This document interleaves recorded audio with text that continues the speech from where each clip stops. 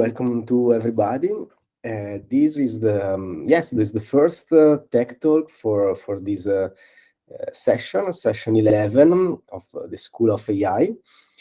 I'm Cristiano, the lead AI scientist here, and I'm somehow, with the help of all the team from Pi School, organizing these tech talks during our 8 weeks of the program.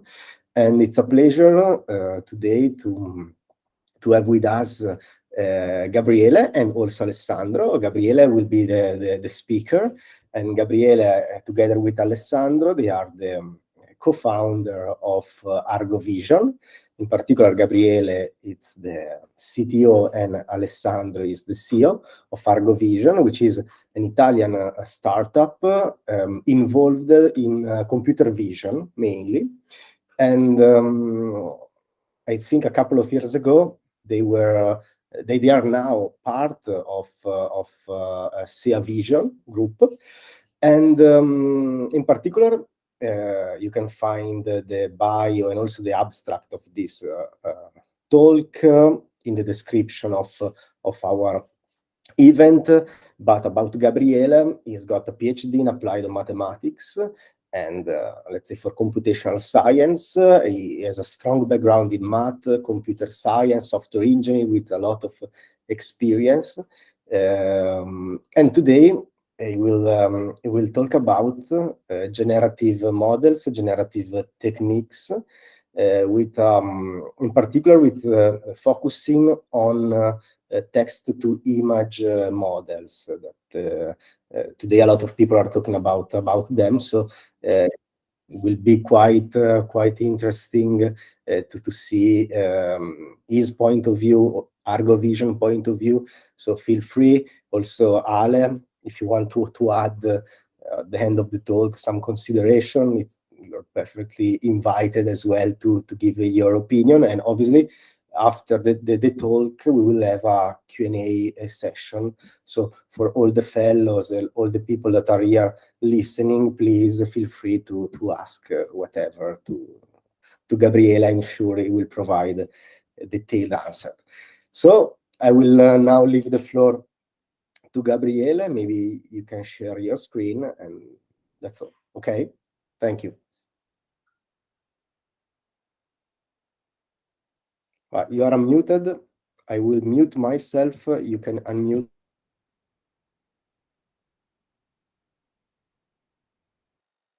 Okay, so hi everybody. So let's talk about generative deep neural models. Today there is a lot of rumor related to this topic.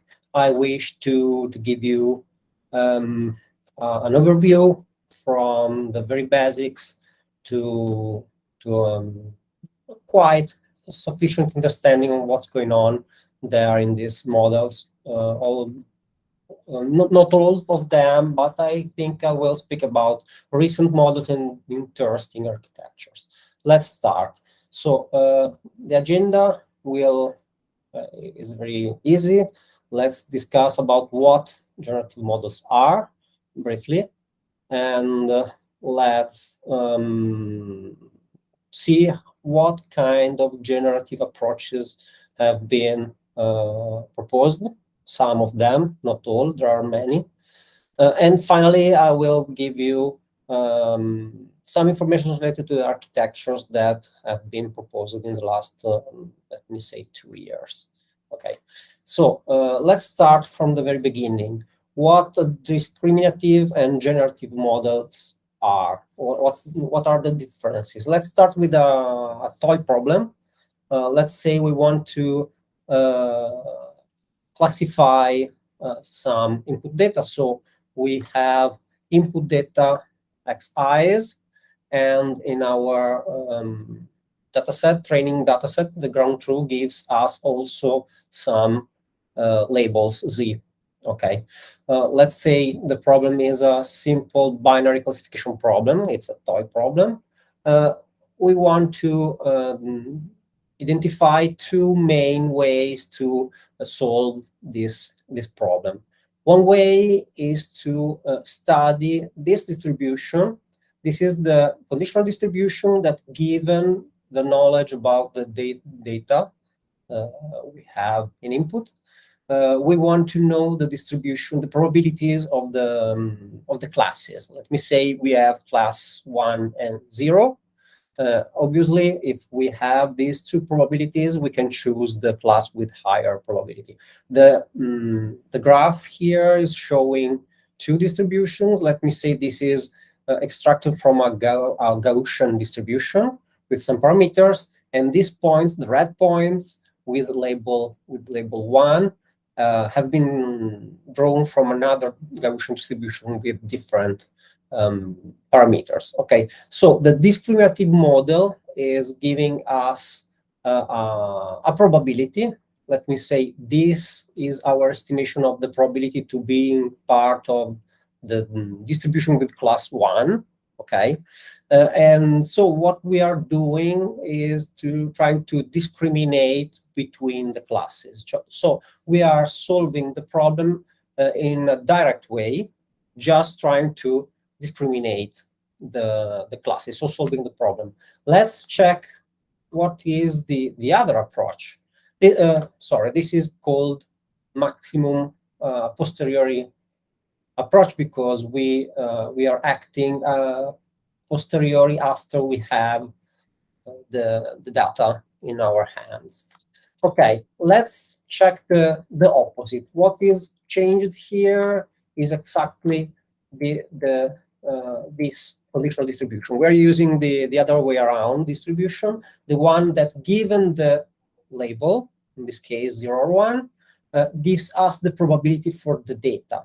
This is the likelihood that, given a particular label, let me say as an example the label 0, the blue one, moving the free variable x, in this case it's a free variable, moving the free variable x, we have a value that is drawn from that distribution. That's why we call it maximum likelihood. Okay, so let me say that fixing z equals to 0, we get this function. It's a function, it's not a probability. And fixing z equal to 1, we get this other function. Given this probability, if we have this probability in our hands, obviously, when we get an input x, we can decide which class is the one with higher probability. So the classification problem can be solved as before. The difference here is that we postulated the problem as a generative one, because we have the possibility to choose a z and to draw samples from this distribution, generating new samples. This is the idea of generative models. Just to give you graphical representation of why the two names are discriminative and generative, we can see here that the space is partitioned from discriminative models, just to assign partitions of the space to distinct labels. Instead, the generative models try to fit the single distributions once the label is done, so one per label. Okay. This is the very basics about differences between discriminative and generative models. Let's discuss a little bit about how the data are structured. We hope are structured. Okay. The idea is that in the space where the data live, let's take as an example the images. We want to process images to generate images, so that's a good starting point. Images are made up of pixels. Let's consider grayscale images. The color is a simple generalization. In that case, we have one numeric value for each pixel. So we are covering Rn for m pixels, a very huge space. The reality is that if you draw randomly a point in Rn, uniformly distributed, in general, you don't get something that is close to a real image, so to a natural image. Okay, in general, natural images lie on a manifold that is embedded in this very high dimensional space. So the hypothesis is that our images are on a structure, and they are not simply uniformly randomly distributed in the space where they live. So one idea is to try to embed images in a lower dimensional space, trying to keeping the structure. So we want to reduce the space dimensionality to lose some information, but to keep the structure the pictures has. As an example, this is the embedding of the handwritten digits of the well-known NIST dataset. And they, as can be seen, they form some clusters, one per digit, and the clusters has some distances one each other. So clusters of digits that are similar are closer than cluster of digits that are more different one each other. In this simple case, this have been obtained by t-SNE. So it's not invertible, it's not really an embedding space, but I think you get the idea. Okay, let's speak about the generative approaches. There are really many generative approaches. I wish to discuss about mainly two big approaches, two big families. Okay, I mentioned here the explicit approach. I named the explicit the approach where you decide a priori what's the probability distribution model, so the likelihood model. In this example, I depicted mix of Gaussians, but in general, the idea is that if you want to model your parametric distribution, in general, it's very, very difficult to get something that can fit real data. So for sure, this is not one approach we will follow. Let's see two other approaches. The direct one, the direct approach says, okay, don't model directly the distribution. Model instead the map that allows us to move to map points taken from the embedding and to map them into the real data distribution. So I can easily draw a point in this distribution because I chosen a distribution that can be easily drawn, okay, and it can be easily sampled. And then I have trained a network, in our case, that allows me to map it on one point in the target distribution, the one that is represented by my data set. Okay, so I'm generating exactly one image given a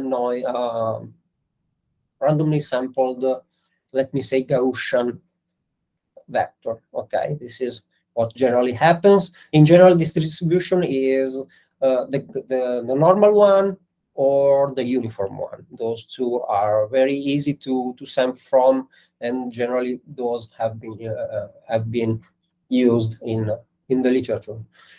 There is another approach I call the indirect approach. The indirect approach uses two steps. The first step is the training one, where we train one network that can do a whole job of transforming a point, of mapping a point into the embedding space, the latent space, let me call it. Okay, and after that, it maps back the point into the data space. Obviously, if we start from one image and we get back a different image, that's not so useful. So our idea is to map a point in the latent space and go back. So our loss will keep close the retromap, the inverse mapping of the point into the original space. So the idea is I can go back, go forth and back and get the same initial point, so I don't lose information. After this step, after the training, I can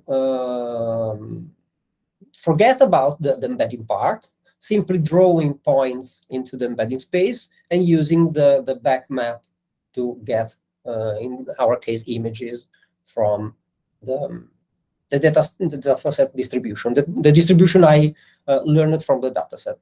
Okay. If something is not clear, let me know. We can discuss also in the middle of the presentation, obviously. Okay.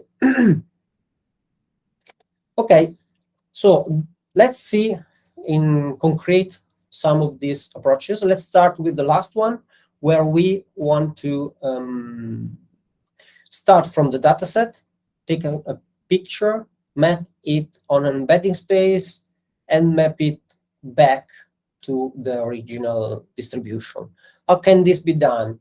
The structure, the network architecture is called autoencoder. An autoencoder is simply a neural network composed of two parts. The encoder part, in case of images, generally it is a convolutional neural network, but that's not a constraint. Okay, an encoder that takes the image, transforms it, and gets some tensor here in the middle that we can say it is on the a point on the embedding space. Okay, let me say we start with a tensor with height by width by 3. Okay, here we use convolutions here, and we get simply a vector 1 by n, with n that is the dimensionality of the embedding space. Don't care about this now. Okay, what we can do is to use transposed convolutions or other techniques to get back the spatial dimensions and to reduce again to 3 the number of channels. So we can go back to the original, at least, shape of our tensor, so in the original space. And after that, we can enforce the fact that one picture starting from the original space must be close to the result at the output of the network, with a loss here that enforces this. Something like mean square error is enough, but there are many losses that have been proposed. After the training, I can forget the encoder. I can sample from the embedding and generate pictures. What's the issue here? The issue is that I want to be able to sample from the embedding. If I don't constrain the embedding to be distributed as I want, I cannot draw samples from it.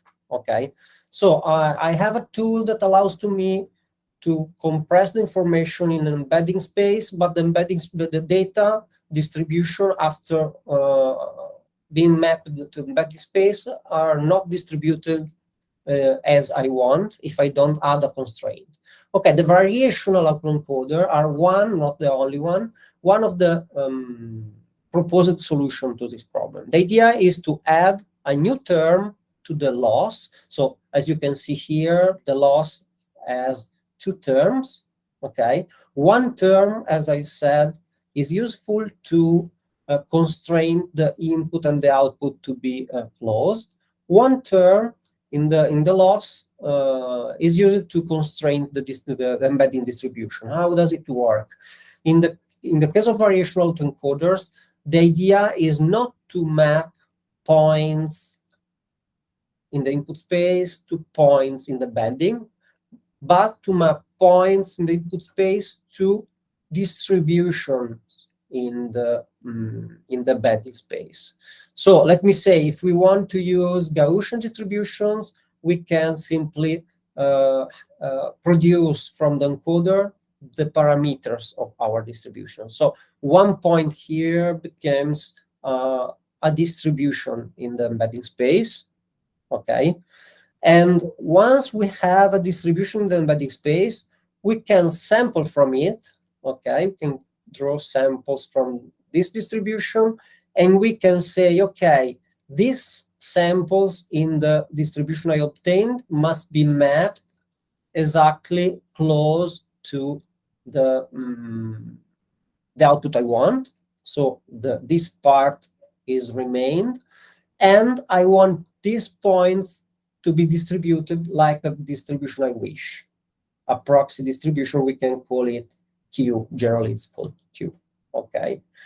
This mechanism allows the overall distribution of the embedding space to be close to our target distribution. This is one technique used for that. There is a little bit of math behind the usage of behind the variation autoencoder technique. The name of the quantity we are optimizing is ALGO. ALGO is the evidence lower bound, because in this equation we have the log evidence, so the probability of the value of the image we have in our hands is the evidence, we have it. The log evidence is can be demonstrated to be an upper bound for the ALGO, and the ALGO is exactly this quantity that is made up of two parts, one for the similarity and one for the distribution similarity. Okay, this KL is the Kullback-Leibler divergence used to compare to distributions. Okay, I know the variation autoencoders are a little bit tricky. I don't want to focus only on this tool, but if you have some questions, we can discuss more about that. Well, open parentheses, this presentation will be available to you, and there are many slides hidden because of time issues. I cannot show you all the slides, but you will find them even in the presentation. You will be able to check them. There are some explaining something more about variation autoencoders. Okay, let's look at a very different technique to generate images. One very simple approach, intuitive approach, is to say, okay, I wish to generate an image. I can simply learn the prior related to the very first pixel in the image. If I have a prior for the per pixel, I can draw a value for it. A pixel is 256 values, so a prior is just 256 numbers summing up to 1, so it's very easy to store and to use. Once I generated the first pixel, I can say, okay, I can use the conditional probability distribution for the second pixel given the first one, and I can generate the second one, and so forth. In general, I can say I want to know a part of the generated image, the neighborhood of the pixel I want to generate. Okay, and given that, I want the probability distribution that given that can generate the pixel I want to generate, the new pixel missing in the picture. And so I can scan the image. I can generate everything, every single pixel. Okay, these have been proposed and worked, obviously, with many issues. It's not so easy. It is called our autoregressive model because we are doing regression for every pixel, but we are constraining every single generated pixel to the pixels that have been already generated. Okay, one big issue is related to the fact that pixels have a very low granularity, and the information associated to pixels is not well structured, not sufficiently structured to generate interesting things. So the idea have been to quantize the image, where quantize the image means to break it up in chunks that are more informative. as an example, let me say in this part of the image there is an eye. Okay, something that describes this fact is more structured than simply saying that here the red value is 25. Okay, this is the idea. To quantize the image, the representation of the image, we need a vocabulary, something that contains this information representing the eye, as an example. And our image will no more being represented by pixels, but by keys in the vocabulary. So the information that here, I don't know, 25 is the index of the 25 word in the vocabulary saying eye, okay, representing the eye. Obviously, we want to be able to encode this quantized image, and we want also to be able to decode back the image from the quantization version, quantized version. Okay, just as an information, this process can be repeated many times, so we can structure the image hierarchically at many levels, or we can also, like in this case, have structure with different granularity and use one level to condition the other level. These are things that have been done, but let's check a little bit of details related to how this can work. Please, Cristiano, remember me to give you both the link of this presentation and also the link to GitHub, where I have the code for this, so that you can get that and check also the code for some of for the simple models like this one. Let me say simple. There is the code I published, so maybe useful to check it. The idea here is very, very close to the autoencoder. So we have the two parts. Let me say this is the encoder and this is the decoder.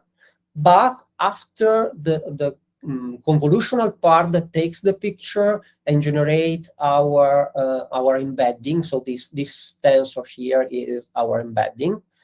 Here we have some special resolution remained, so that we can choose one cell representing one vector for a given position in the image. Okay, this is the place where we want to say I. Okay, we want to define the word I. Okay, at this point, what we want to say is, okay, let's substitute this vector with the word in the vocabulary representing the I. So we get a quantized version of the image where this word here, this index, represents the index to the word saying I, okay, representing the I.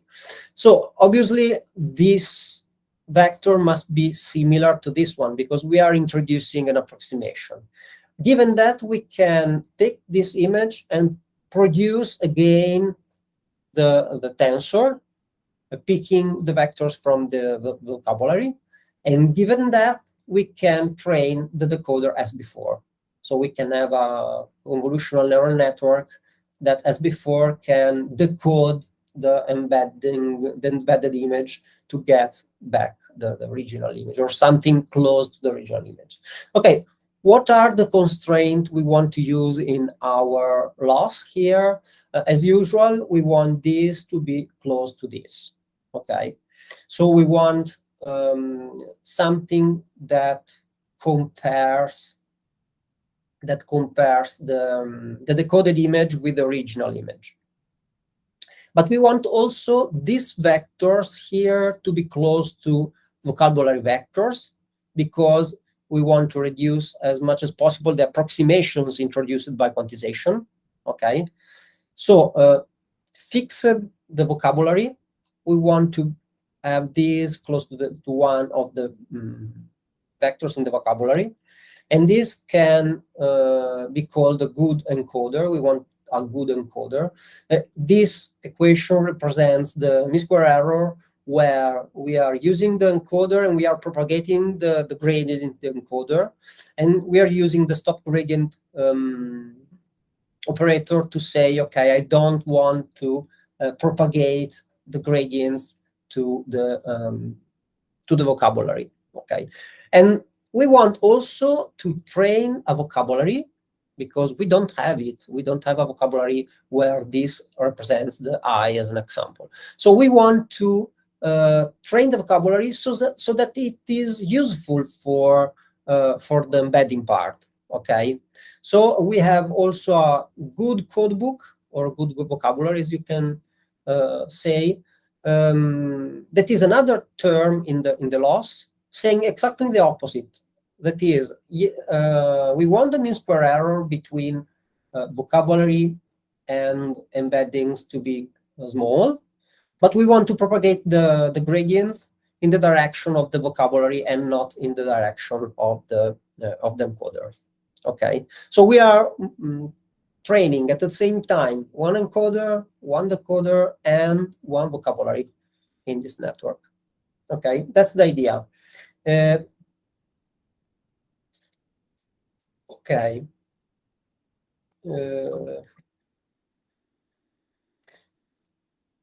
Let's change again the kind of generator. Finally, we will see that all these generators, all these tools have been used in recent networks. That's why we are looking at them. This generator, from a certain point of view, is the simpler one, because this is one direct case. In one of the slides, I said there are direct and indirect approaches. The approaches we saw up to now were all indirect approaches with an encoder and a decoder. This is a direct approach. That's conceptually very simple. I sample from a Gaussian, input the Gaussian to the network generates the image. That's it. Okay, this is what we train. What is the idea of having a discriminator and this minimax problem? The idea is that we are smart in the loss. So we have a loss, a fancy loss, as I said here, a fancy loss that allows to me to force the output distribution of my generator to be close to the distribution of the data. And this loss is a discriminator, a classifier, that must classify if the picture it gets are real pictures from the dataset or generated pictures. Okay, so the loss is constraining the generator to generate pictures that are in the same distribution of my dataset, because the discriminator penalizes the other way around, the other case.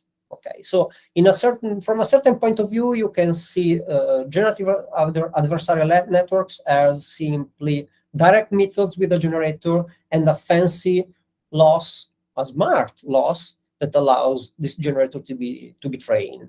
Okay. Why we have a minimax problem here? Because when we start, we want to generate images that are garbage completely, far from the real data distribution, and the discriminator cannot distinguish from real and fake images because has not been trained. So the idea is, okay, I can generate pictures and I can train my discriminator, so my loss. I can train my loss so that it can distinguish between real and fake images. Once I have a discriminator that can distinguish the fake and real images for one certain status of the generator, then it can work really. It can propagate gradients and it can update the generator. Once the generator is smart enough to fool the discriminator, it's time to get an updated discriminator that works better than before. So again, we can train the discriminator with generated pictures and so on. This is the minimax problem. The discriminator wants to fool the generator, so wants this value to be maximized. Instead, the generator wants to fool the discriminator, minimizing this one. Okay. Again, you have an example in the code I will share with you in GitHub. Gabriele? Yes. You in the chat, I see a question from Menan to you on the previous slide, presumably on variational autoencoders. Yes. Where is the chat? Here. Bottom left.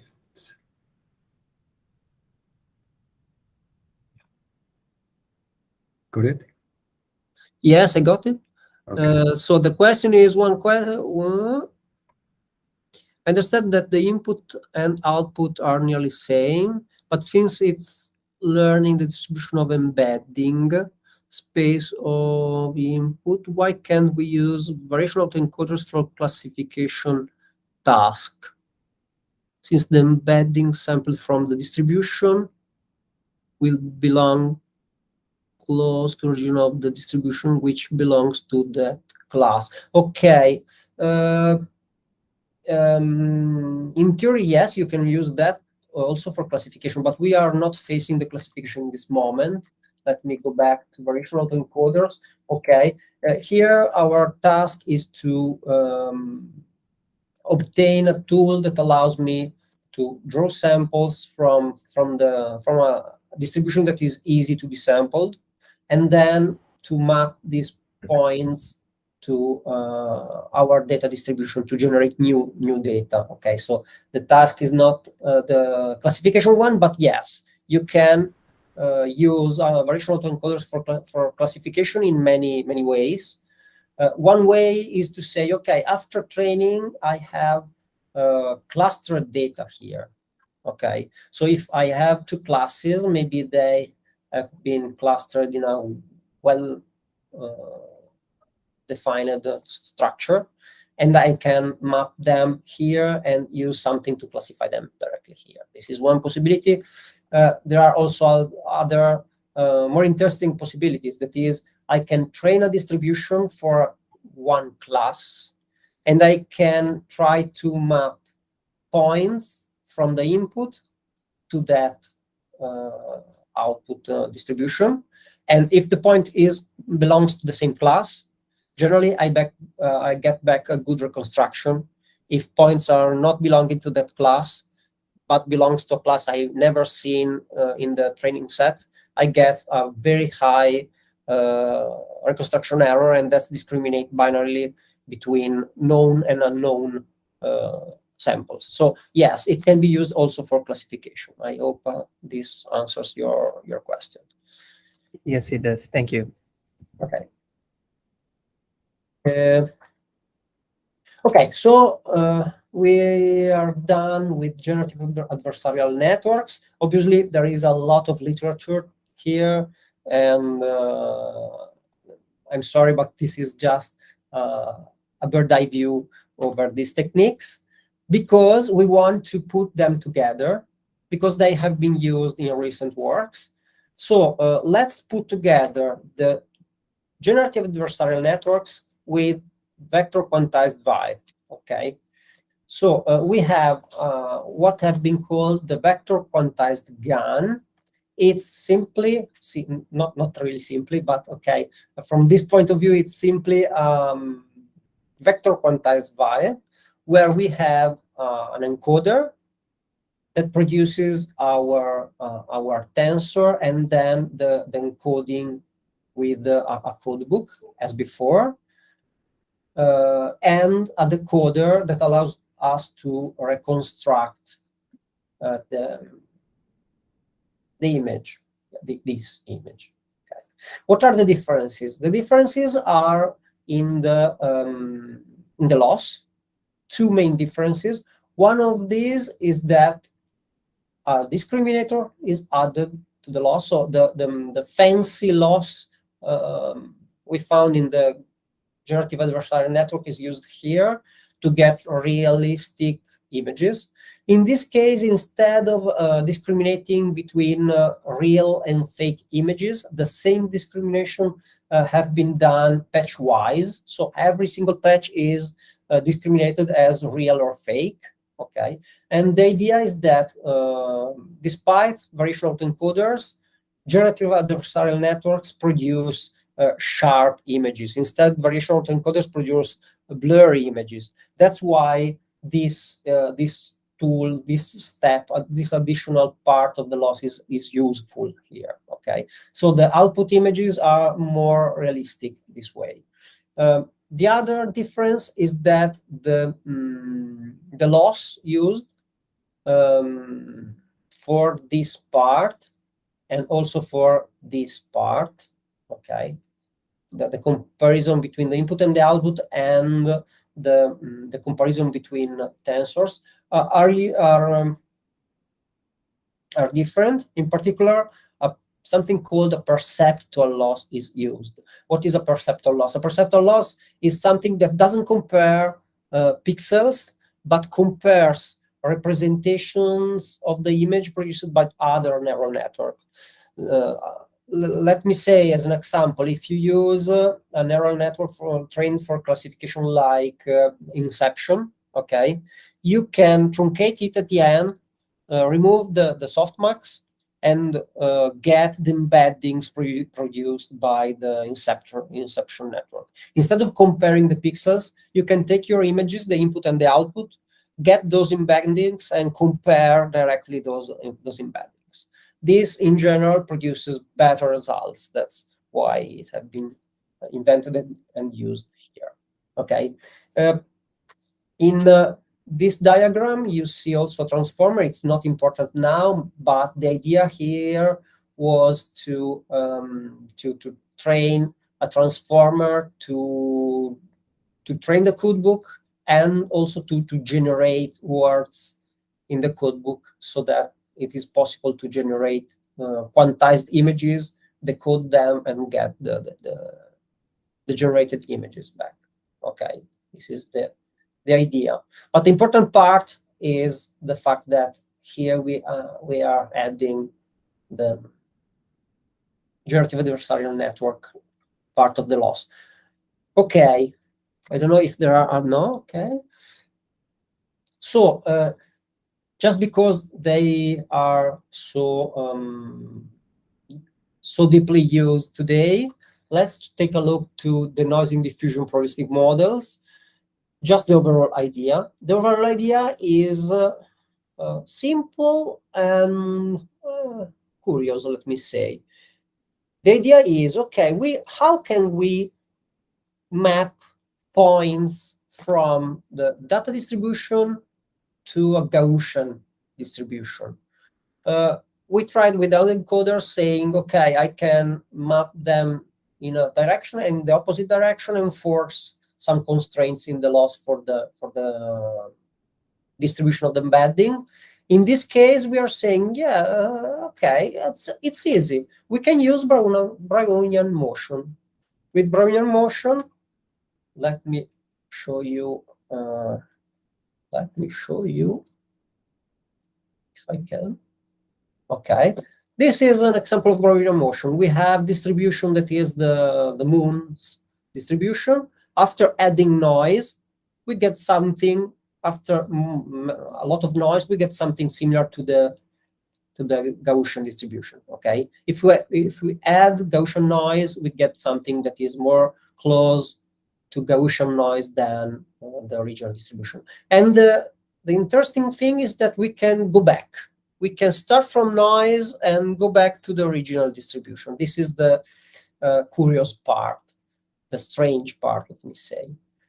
Okay, in this picture here, you see one input picture and a schedule of noise to go in the direction of Gaussian noise. These two are two different schedules, so we must decide how much noise will be added at every step. So let's see what we do. The forward diffusion is easy. We simply add some noise. So our distribution, our conditional probability, let's say, okay, I have some an image in input, and I want to sample an output image, is something easy. We have the original image as the mean of our distribution, and we have some noise around that mean. Okay. The difficult part is the denoising part. The denoising part is made up of neural networks. So neural networks are trained to do every single denoising step.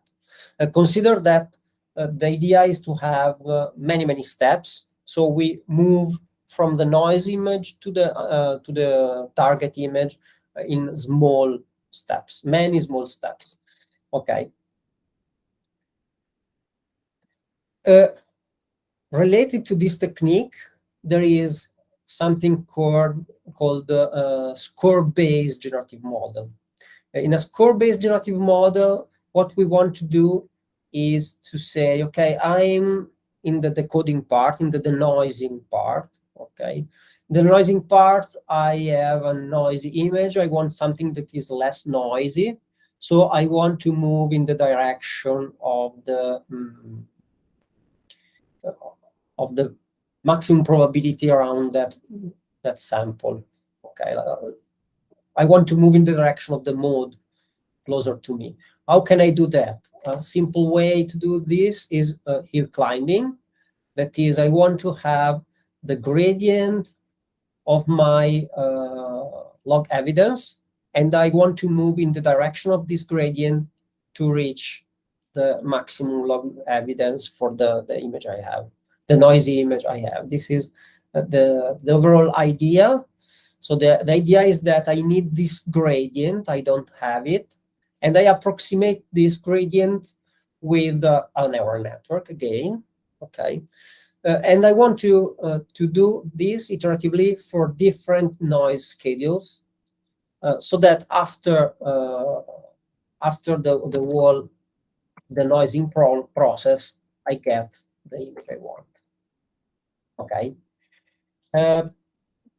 Today, this is something that is used in almost all the text-to-image models, and is based on the idea of the diffusion, the denoising diffusion probabilistic models. Okay, there are many variations on this topic, but I think it's time to think about the applications of all this.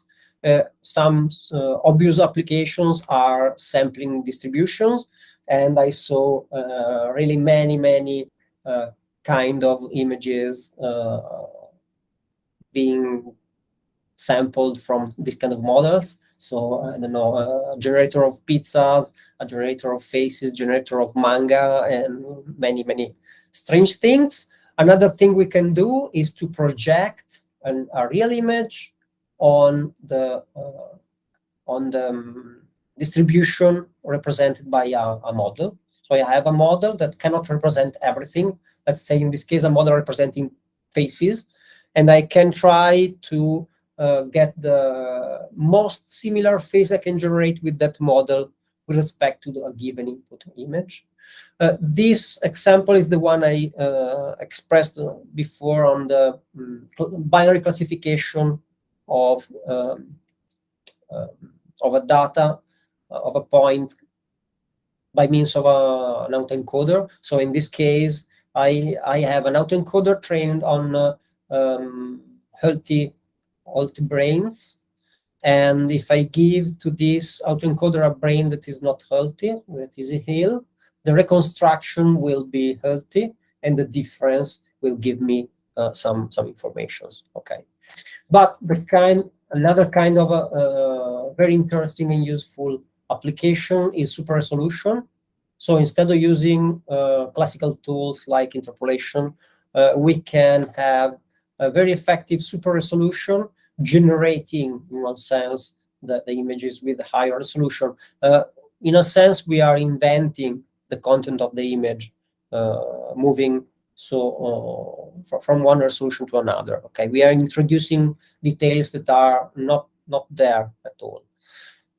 Why we are speaking about this? Because our real topic we want to speak about is text-to-image generation. Okay, and those tools have been used in this field. What is the idea? The idea is to have the possibility to describe the content of one image with the text and to draw from the distribution with the condition, so with the conditioning label related to the text. Okay, so it's the sampling from a conditional distribution where the condition is the text. This picture, as an example, have been generated saying, okay, the conditioning is text, but also pre-existing part of the picture. So we can condition on many different kind of information. And iteratively, these have been expanded, adding information on the two sides. Obviously, someone said, okay, I want to add this kind of character here, and it must be attached well with the image already exists. And this was the conditioning. It's a long work. It's not direct, but as you can see, it is possible to get really fancy things or really funny things. Okay, a little bit of history. In 2022, we saw DALL-E from OpenAI. That was an autoregressive model. As you can see, all these models are really huge. Sorry, I clicked the link.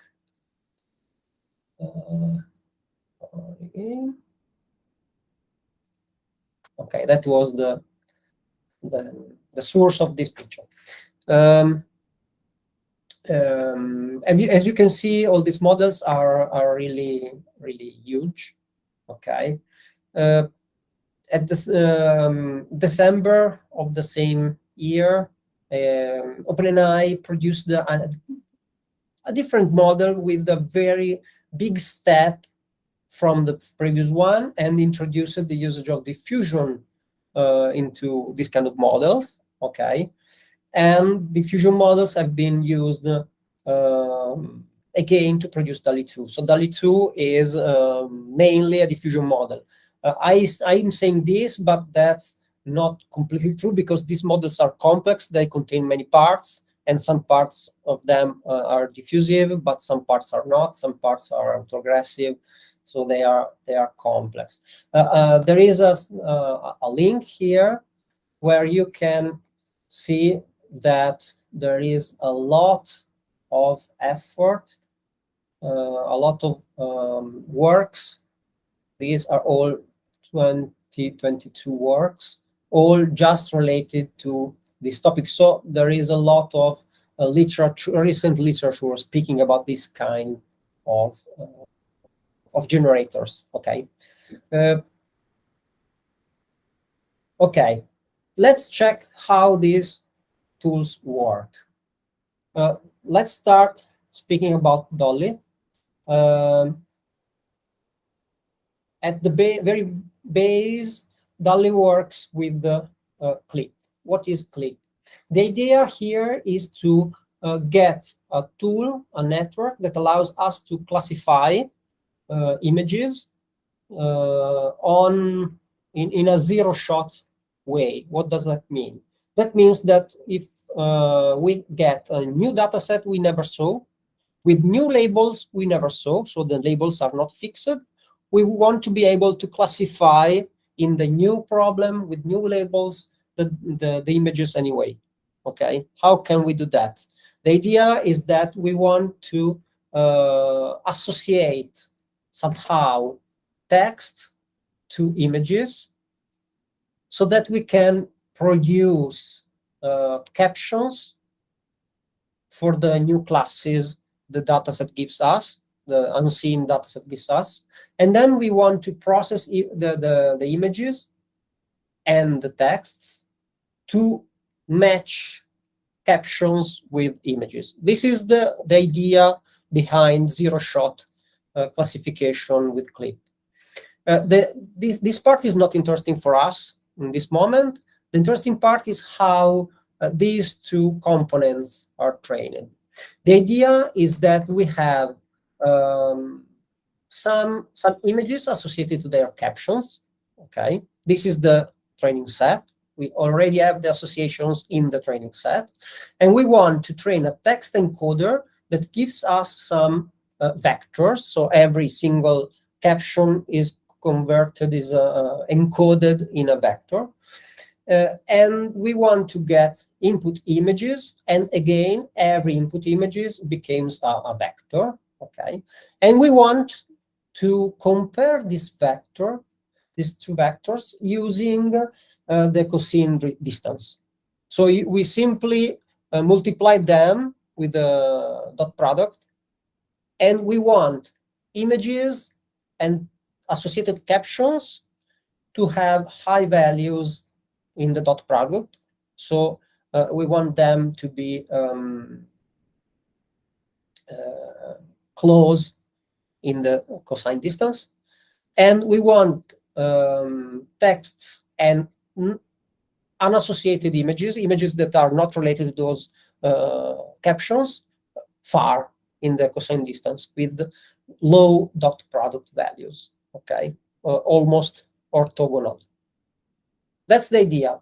So enforcing with a contrastive pre-training, enforcing with these constraints, we can train the parameters of encoder and decoder, and we can get these two fundamental tools used for Dolly, used also in Dolly. Okay, I hope you get the idea. There is another question. Yes, Gabriele, just to tell you that there was a question, and then at most in 3-4 minutes we need to finish, because some of the guys of the fellow have another call. Okay, let me answer. Don't worry. Okay, let me answer the question after the end. So 3-4 minutes, and then I will answer the question. So okay, we understood clip. How? Let me skip the transformers. How is it used? The idea is to use the clip objective to train text encoder and image encoder. And the idea is that we are training something that associates text to images. So given a text, given a new text, we are able to produce the text encoding, and we need just to transform the text encoding in the associated image encoding to produce an image. So once we have an image encoding, we are able to decode it and produce the image. This is the idea under clip. There are many details. I reported some of them, but I want to show you some more information. So I prefer to skip not so interesting, that's not true, interesting parts, but I want to show something more. Another model that was published just after few days after Dolly 2 is ImageGen. ImageGen works in a different way. It pre-trained the text model, and after the pre-training of a text model only on text. So here the idea is I want a good text model that can represent information from text to an embedding. Given that, frozen this, I can train, in this case, a UNet that can convert text to images. I can do that just for small images, for complexity constraints. And so I have small images that must be upsampled with super resolution networks. And here they used two-step super resolution. And these super resolution networks can be conditioned on information contained in the text embedding, so that this information is provided also to them during the the super resolution process. Okay. Another similar, quite similar technique, similar to Dolly, is to pre-train an autoencoder that can represent images in an image embedding space with quantization. Here, the VQ GAN have been used, so we have something that have been quantized here, and we can train also the decoding part together. So we are training a VQ GAN here, so we can quantize and dequantize. After that, we will not use this connection, but we want to take the quantized information to train a transformer that can convert text embeddings to image embeddings. Okay, so the idea is to have 3 components. These can be trained from scratch. These can be trained just on a corpus and produces a text embedding. And after those have been trained, we can train a decoder that converts text embedding to image embedding. And after that, with the image embedding, the quantized image embedding, we can decode it to images. Okay. 1 minute. Have I got 30 seconds. 30 seconds. Okay. So just this slide, you will see the other slides yourself.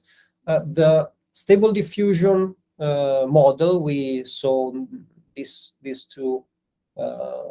last month is very close to the previous ones, but it's cheaper.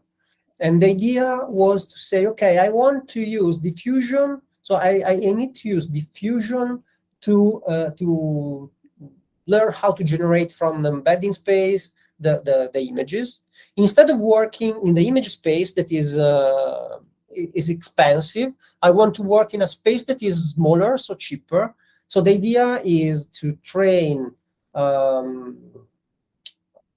encoder and a decoder in an autoencoder fashion, okay, that allows me to map points from image space to the latent space. And then I want just to work in the latent space with the diffusion. The diffusion in this case is done using UNets that are time independent. So the UNet can be used for different times, giving the time as a parameter. And the UNet is something similar to an autoencoder with the skip connections. And it have been conditioned with the externally produced values that can be produced from text, but also from other kind of inputs. And this conditioning have been obtained using these cross-attention layers that are exactly attention layers that receive keys and values from the conditioning part and receives queries from the previous block. So the blocks are connected one each other with the queries, interpreted as queries, and the keys and values are produced from this tau function. Okay, so I think the 30 seconds are finished. You will find here some details. I don't have time to discuss them. Maybe there are some questions instead. I don't know. Thank you. I think that I will maybe collect all the questions because we have the fellow have another call now with and there is so they are waiting on the other call. So maybe I will collect some question and maybe send it. Just my feedback really was super interesting. This presentation, very detailed with a lot of links. So I'm very happy about it, and I'm quite sure that also all the fellows are really happy. So I will collect all the question, somehow send them to you and Alessandro, and remind to send me the presentation and if you have the GitHub repository. Yes. Maybe I will invite you another time just to answer all the questions. Why not? Thank you very much. Thank you to everybody, and Thank you, Gabriele. Thank you all. Have a good day. Bye, guys. Thank you very much. Bye-bye. Thank you. Bye-bye. Thank you. Goodbye. See you on the other call. Bye.